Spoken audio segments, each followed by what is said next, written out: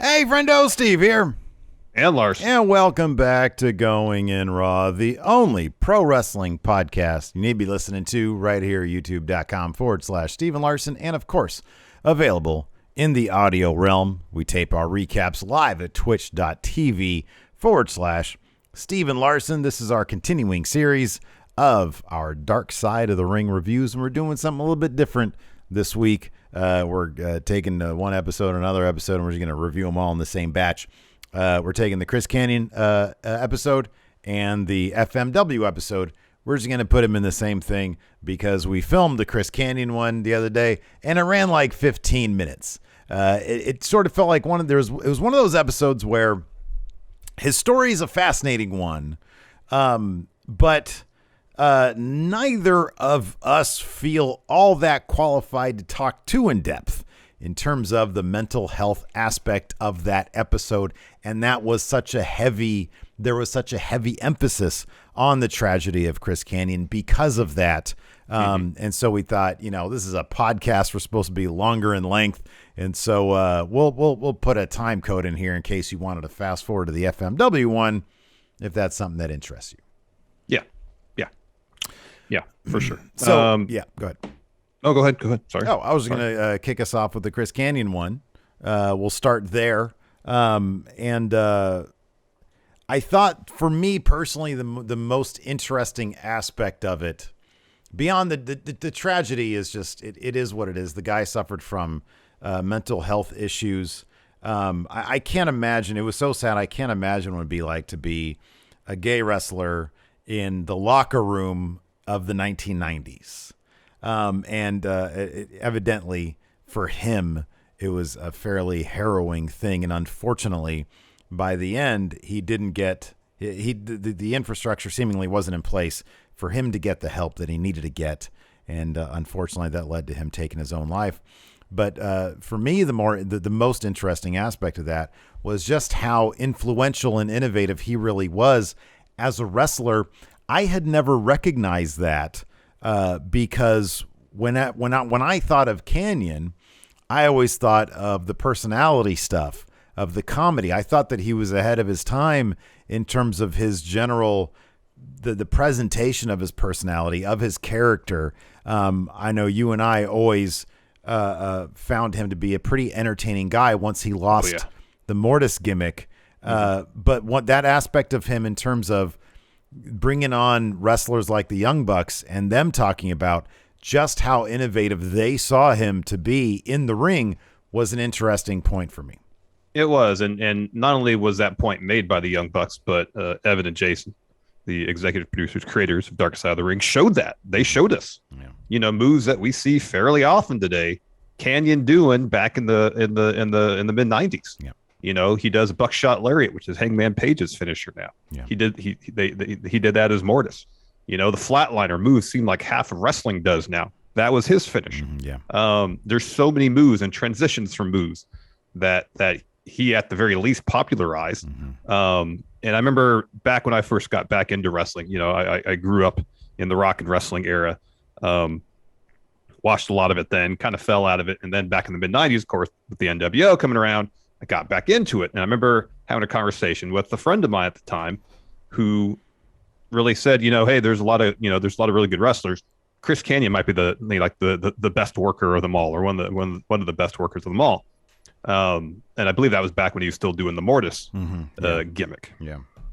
And I was like, all right, I'll pay more attention. Back, especially when I was watching wrestling in the early 80s, like I didn't know what work rate was. Yeah, right. Yeah. Based on most of the wrestling I was watching, work rate wasn't a priority. And that changed a bit in the 90s when I started watching Shawn Michaels and Bret Hart. And then getting back into it, you get brought back in by the NWO, the personalities. And then you watch WCW, you see wrestlers like Kanyon. You watch the Cruiserweights, you're like, oh my gosh, I never knew wrestling could be like this, Yeah. When kind of your definition of wrestling was a very specific thing. Yeah. Macho Man and Ricky Steamboat. Leathery, lumbering wrestlers dropping leg drops and getting 3 counts. Yeah, back when I used to watch growing up, there was Macho Man, there was Steamboat. There were wrestlers who could work. But, Vince, his concept of pro wrestling was huge guys. What's the term Bruce Pritchard likes to use? An attraction. Exactly. That's the wrestling that I grew up on. So watching WCW in the mid 90s, like, oh my gosh, this is incredible. Yeah. They're out there doing all these crazy athletic feats. They're telling stories in the ring using those crazy athletic feats. And I didn't really get back into WWF until Montreal Screwjob. I was just watching purely WCW because you got the NWO stuff. That's interesting. You got this great wrestling. You got all these great characters. You got Raven. You got Kanyon. Mm-hmm. His path intersected with Raven shortly after the Mortis thing. His stuff he did with DDP was awesome. Yeah. Awesome, both in WCW and WWF. The Invasion MVP stuff, loads of fun. Yeah, it's funny because you brought up Macho Man. I didn't realize Macho Man was such a great in-ring guy until way later. Because it's interesting because we're talking about Mortis and Kanyon and you bring up Macho Man. And it's fascinating to me that the personalities will often can overshadow whatever they do in the ring, good or bad. Because with Macho Man, of course, I knew him growing up. Everybody, if you were remotely tuned into pop culture in the 80s, you knew who the Macho Man was. Like you watch the Slim Jim commercials, you know, oh, he's pro wrestler. I wasn't watching back then. And certainly if I was watching when I was, 6, 7, 8 years old, I wouldn't have understood what a work rate was. When I started watching again was when the NWO was around, and Macho Man was a much different wrestler at that point. He wasn't the guy he was 10 years earlier. And so it wasn't until I think I started doing this that like I might have caught wind of WrestleMania 3. It's like, holy crap. Wow, I didn't know he was that guy, but he was totally that guy. Bringing like Warrior to a good match. And his match against Hogan at WrestleMania 5 is really good until it turns to a Hogan match. Yeah. Like the last 5 minutes. And so similarly with Mortis, I just remember, it's funny because when the episode really plays up how innovative they felt from the interviewee's standpoint. The Mortal Kombat gimmick was Glacier versus Mortis. You and I became friends when that was going on, and we just remember that being super cheesy. Like, what is this? They're ripping off Mortal Kombat? Is this even legal? This is screwy. It's weird. Yeah. I mean, in my mind, like Glacier stands out because he was basically unbeatable in WCW versus NWO World Tour. Right, exactly. And so like I just remember of that not paying attention to the wrestling because contrary to what DDP says, I didn't think Mortis's mask gimmick was the coolest mask gimmick of all time. I didn't think that. I was like, oh, this Rey Mysterio guy is pretty rad. This Jushin Thunder Liger guy is pretty cool because he did some stuff in WCW. Like pretty much everybody that had a mask on that wasn't Mortis, I thought was cooler than Mortis because I didn't want to see my Mortal Kombat in WCW. I kind of didn't care about Mortal Kombat, and I certainly didn't want to see it in WCW when there was so much other cool stuff going on. So that might have taken away, like I probably really half paid attention to those matches because like I don't care. And so why would I pay attention to the fact that this dude's dropping buckshot lariats and flatliners and whatnot? So it's interesting how the personalities can really, either do a disservice to or completely blind somebody to what they can do in the ring. These days, a lot different because you and I analyze it and overanalyze it. So if somebody, like Shane Thorne now has this Crocodile Dundee gimmick, it's kind of not going to matter once he gets in the ring because he is such a good wrestler that, it'll be unfortunate because he'll probably have to play up those aspects in the ring. But fundamentally, he's just a really good wrestler. He is. Back then, I never knew that Norman Smiley was such a good wrestler until way later, until I realized just how influential he was. All I knew is he was a goofy dude in WCW with a funny name, and he was just a goofy guy. Mm-hmm. So you don't pay attention to that stuff. Well, I didn't pay attention to that stuff early on. It's interesting when they bring the Young Bucks on that they are the guys, and it's not shocking now given that they are some of the more innovative wrestlers, on the planet and have been for the past 10 years. But they were guys in their teens and younger to look at Mortis and be like, hey, this guy can really go. Look at his cool moves. Mm-hmm. It wasn't just that he could go, look at his cool moves. It was, look at this guy go. He's got cool moves and he's 6'4", you know? Yeah, right. Yeah. You know, he was doing stuff that wrestlers much smaller than him would usually do. Mm-hmm. And I think that's part of it as well. Is not only was he innovative in terms of the moves and how he put them together, like at that time, a dude his size, like it just didn't happen, Mm-hmm. you know? Yeah, right. Yeah. It just didn't happen. Yeah. The story is really, really heartbreaking. Yeah. And I like perhaps the most heartbreaking scene is the Howard Stern stuff when Cena's on there and saying that the reason that WWE didn't want Chris Kanyon back or let him go is that he just wasn't good enough. Mm-hmm. Yeah. Meanwhile, like half the guys on the roster are doing his moves, and then Canyon's on there, and then Ric Flair calls in, and apparently, Kanyon, Ric Flair is one of Canyon's favorite wrestlers. Yeah. Looked up to him, Yeah. and you have Ric Flair on there saying, yeah, he just couldn't cut it from an in-ring perspective. Yeah. He just wasn't good enough. Yeah. And you just see the heartbreak Yeah. on Chris's face, and it sucked to watch. It sucked. It did. Yeah. No, it sucked. Yeah. It sucked. A guy's already down. And, it's the sad thing is, and it's funny because, WWE sort of butts their head back into another Dark Side episode where it's like, oh, God, really? Like you guys, because Flair now says, in a statement saying, well, that was part of the job. Calling in and running down anybody who was hostile towards WWE. That was part of the job. And so John Cena did it, and he looks like a complete asshole in this. And Ric Flair does it, and once again, he looks like a complete asshole.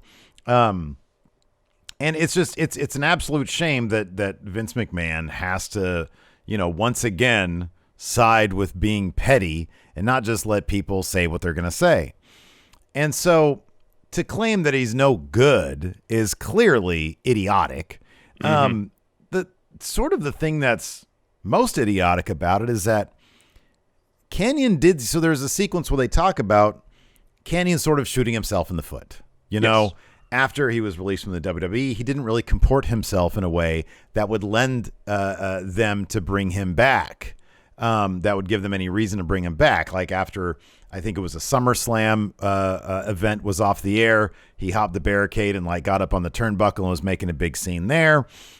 He was invited to some after party, I think at the same event. And he said something to Vince McMahon that was rude or something. And it's obviously he had a negative experience. Evidently somebody had found out, or he theorized that somebody had found out that he was gay.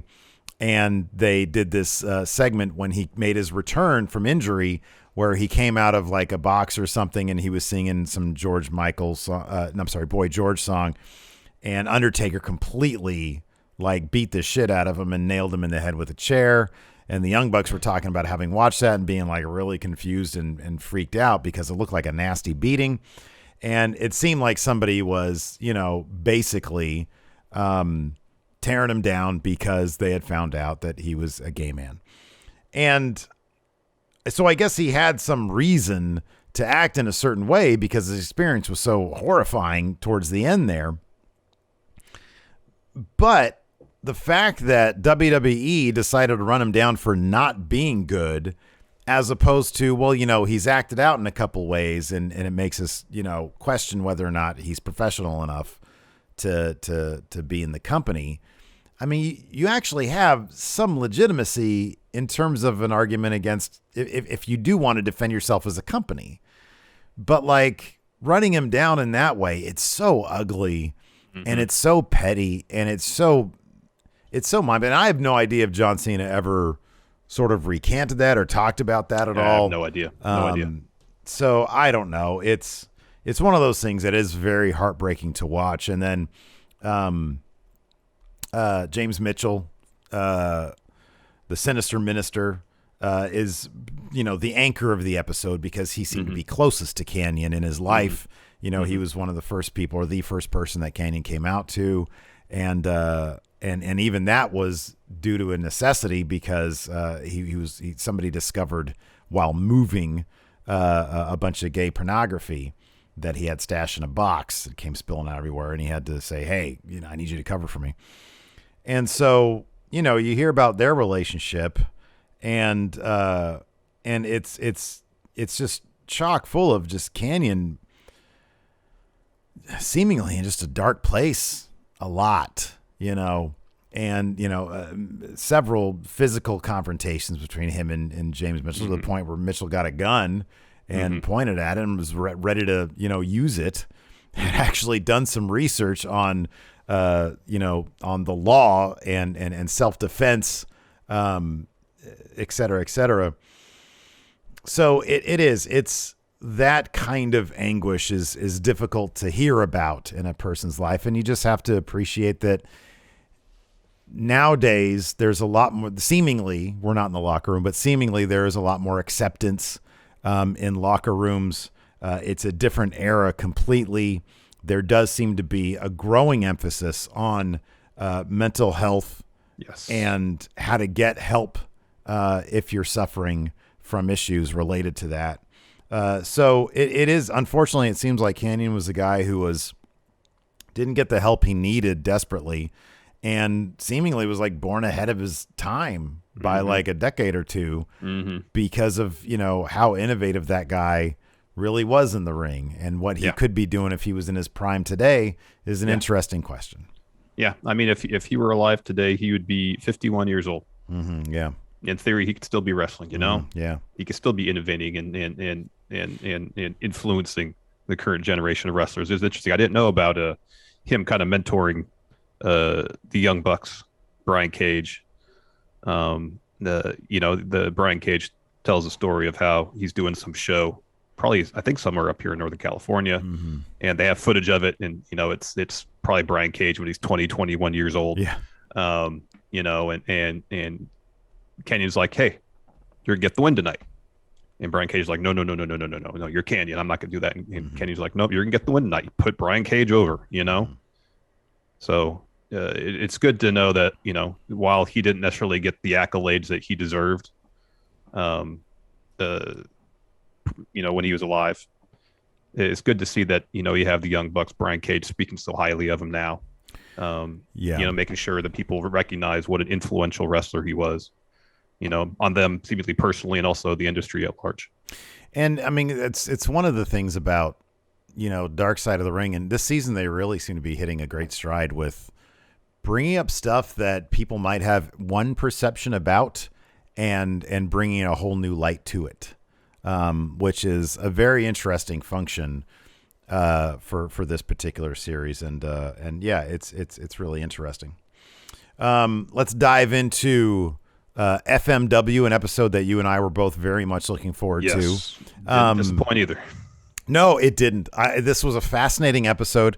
I was surprised I didn't know a lot about the particulars of Onita leaving FMW and what happened after that, and then his return, and then his, him being kicked out again. That stuff was, I think, maybe stuff I had sort of glossed over before, but they interview a lot of obviously they interview Onita himself. Yeah, extensively, the family of the president who took over after him, family of Hayabusa. And so there was a lot of the particulars I didn't know, but I was actually kind of shocked at how much I kind of did know about FMW. I mean, just, it's been such a subject of curiosity for me, but not to the point where I've ever done like a really deep dive. But like you and I have seen over the last couple of years, because they're all on YouTube, a lot of the matches that they referred to, all the silly death matches they had, we kind of knew the story already of like the flaming match with the, the ropes and how the Sheik got hurt. I mean, they showed the sickle match that we had done a video on in the past. Yeah, right. Yeah, they showed bits from that. Sorry. Yeah. And there's some other, like we've seen some clips of the exploding ring match against Hayabusa. Yeah. And I've seen bits of the Terry Funk one. Yeah. Bits and pieces I've seen. And I'm like you, like I like the overarching kind of story of FMW. The creation, You know how it eventually kind of after Hayabusa's horrible injury, you know, they kind of had to close up, came back for a spell, and now Onita is relaunching kind of a new version of FMW called FMWE. Mm-hmm. They've had a handful of shows, Mm-hmm. I believe. Yeah. But it's an interesting story. Like I didn't know, like I knew that Onita was part of you know, like the All Japan system. I knew he came to the States. It was fascinating to hear his experience wrestling in Tennessee, specifically the concession stand brawl. Yeah. Something I was not familiar with, and how that was yeah. kind of a pivotal moment in his career. Yeah. He gets booted in the face by a woman wearing high heels, and Yeah. and you know, there's blood coming. He's got like a cut on his face. There's blood coming out of his nose, and he's like, okay, people have like a real visceral reaction to this kind of hardcore style of wrestling. Yeah. And so that stayed with him, and so he goes back to Japan. And he's seemingly having a hell of a career for himself, and a freak thing. He like steps off the ring apron Mm-hmm. and tears up his knee. Yeah, his kneecap. Because his like kneecap was explodes, shattered. Basically. Yeah. The one of my main takeaways from Onita. Well, there's two. Number one, he's an arrogant bastard. But number two, it was kind of disheartening to hear his thoughts on the guy, the president who ended up dying. But number two, hell of a promoter. All the little bits of wisdom that he picked up along the way, the realizations he made on the path to bringing FMW to prominence are all very fascinating things. You know, when he talked about, because, you know, the background was, it wasn't just death matches. They'd have some of the best women's wrestling. They'd have some of the straight up just best wrestling, but then also was headlined by the death match stuff. And he was saying, you know, you got to give your audience a little bit of everything to make the more dramatic stuff stand out more. And there were all these little tiny bits of wisdom that as you and I, as content creators, love to hear, because you can take from that and say, okay, well, let me look at my own business. How do we apply it to that? And and I love hearing that stuff, because as a promoter, he was rock solid. Like he really was, to come from where he came from. He was a rising star who wanted to have a high flying career. And like you said, freak accident, his kneecap basically explodes in him. And he has to come back, and he does so from a promoter's perspective. He says, hey, I'm not going to be able to do that kind of stuff, which is celebrated in these two promotions. Let me bring my own to the table. And through his experience with Terry Funk and wrestling in Tennessee, the concession stand brawl, like you said, and getting kicked in the mouth, he said people really there's something that really ignites within people when they see blood. And now let me take that experience and let me craft an entire promotion out of that concept, which is absolutely amazing. And so he's got Frontier Martial Arts.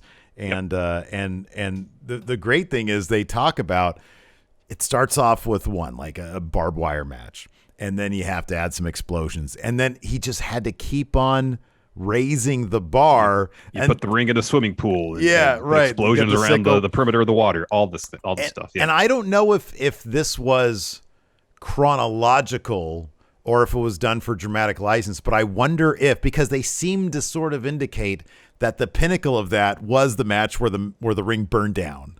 And I don't know if that was sort of the climactic match where they had to start dialing things back or not, because they did a couple matches where the fire got out of control. We've seen them. Yeah. And there's like the one, I think it's outside, and there's like a coffin inferno match. Yeah. Yeah, we watched that one. All sorts of nut stuff, but the idea is sound. The premise is sound, that he had to keep on bringing shit to another level, and he would always be thinking, you know, he'd basically bleed out to death, as Sabu says, and be in the ambulance or whatever, and he's like just thinking to himself, okay, what can I do to top what we just did, which was, again, the mind of a promoter. Pretty interesting stuff. Yeah, I remember when we talked to Evan before the season started, and he mentioned how cinematic FMW was. And he's right in terms of the presentation, because they knew where to put those cameras, and they knew where to cut to, like during the huge explosion spots, you know? And it was interesting seeing his match, Onita's match against Hayabusa, the cage match that was supposed to be his retirement bout. And like the explosion goes off, but there's more match to happen. So they're finishing the match with like ash all over the ring. So they do a bump, and you see all this dust fly in the air, and it's probably awful to wrestle in, but as a visual, it's interesting. Yeah, it's very interesting. Yeah, but not only that, they talk about the his match against Terry Funk, the exploding match, ring match he had against Terry Funk, where Onita gets the win, you know, with time running out, and he's leaving the ring, and he realizes that's Terry Funk. Yeah, you know. Yeah. He's out there in the ring. He goes, he slaps him around, tries to wake him up. Funk's not waking up. Yeah. And so he covers him up while the ring explodes. Like, narratively, that's really good stuff. Oh, it's brilliant stuff. Yeah. It's great. That's really good stuff. It's so, great. like, in terms of the storytelling, in terms of the visual presentation, they were doing some really, really interesting stuff in FMW. Yeah. And it's funny because, you know, they talk about it almost mockingly, but I love the stuff when Onita's crying all the time. That's really, you know, after his retirement match when he's like, Hayabusa, never let me come back and do a ring again. He's like, okay. I love that stuff. And it also featured prominently in FMW. I have gone back and I've watched some of, Brett FMW's top 100 FMW matches list. I've watched some of those. And the number one, I think, is a women's match. It's Manami Toyota. I forget who against. But there's crying in that setup as well. Really emphasizing the drama, which is the thing that you and I are so attracted to. You can tell some really compelling, dramatic stories using the entire spectrum of human emotion in a wrestling ring, using matches, using moves, using story sequences. And that was something that he really had a mind for, and how to incorporate that. You bring people in with the spectacle of the death match, but then you're telling these grand stories. That's really cool stuff. That's really exciting stuff. Yes. And this episode is very clear to show, you know, the scars, the injuries that were inflicted upon people being in these matches. There was a women's match where one of the women got pretty badly burned. Of course, that infamous fire match where basically the entire ring is engulfed in flames. They said the Sheik, Onita said the Sheik was burned over like 60% of his body. Yeah. He was all old at the time too. That was so sad. I know. He was like, he was old. Like everybody just got out of there, and the old man was just there, like, oh shit. I know. And like Mick Foley spoke about, like, you know, the expectation was probably going to get hurt when you're one of these type matches, you know? Yeah, exactly.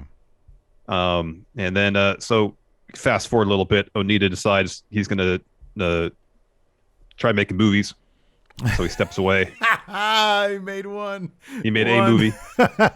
So he stepped away, and he had his retirement match against Hayabusa, who they were building up to be their next top star. Yeah. And you know, he was a really innovative high flyer. His presentation was outstanding. Did you detect some amount of, it's funny because there's always going to be a bit of a language barrier, even when there's a translation, in terms of understanding the full scope of meaning when there's a language so different from English. When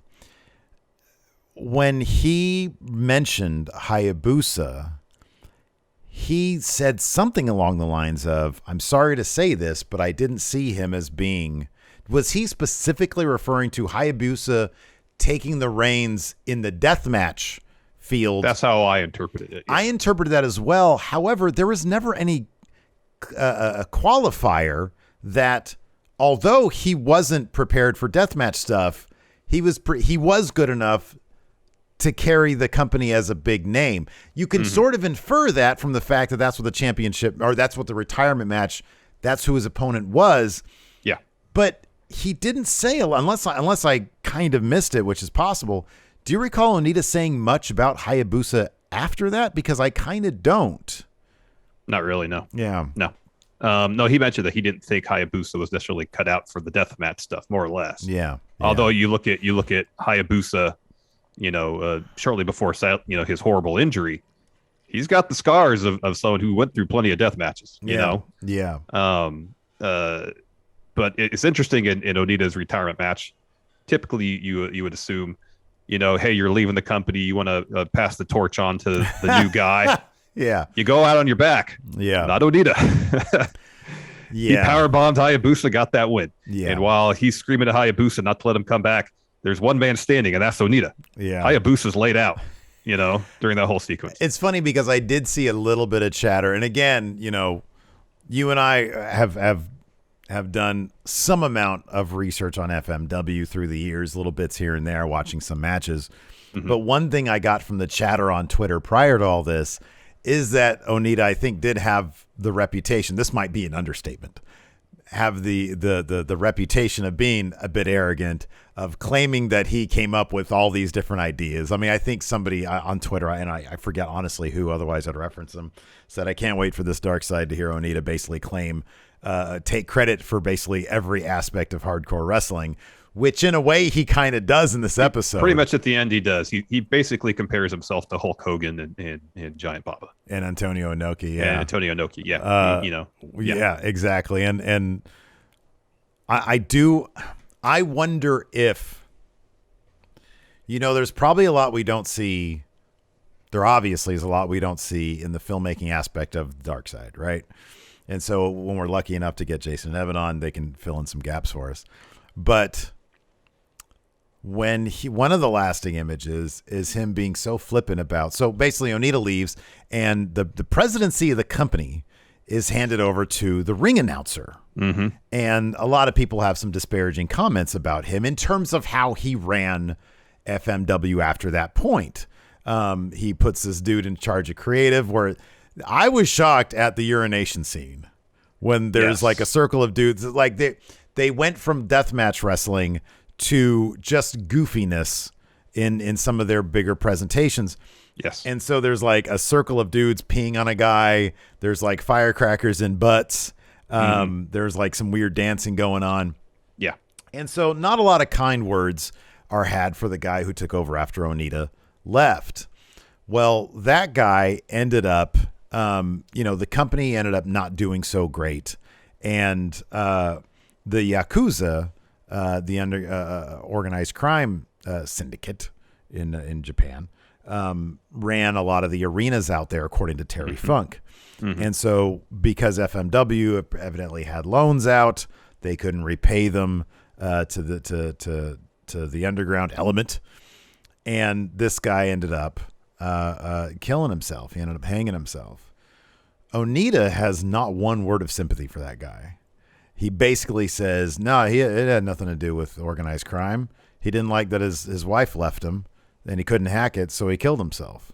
If you have debts, you just pay him back. Well, we know that that's not the cut and dry case when people get in with organized crime or even just in over their head in life. I mean, there was that kid recently, unfortunately, who was on Robinhood, the trading app, and it was during the GameStop stuff.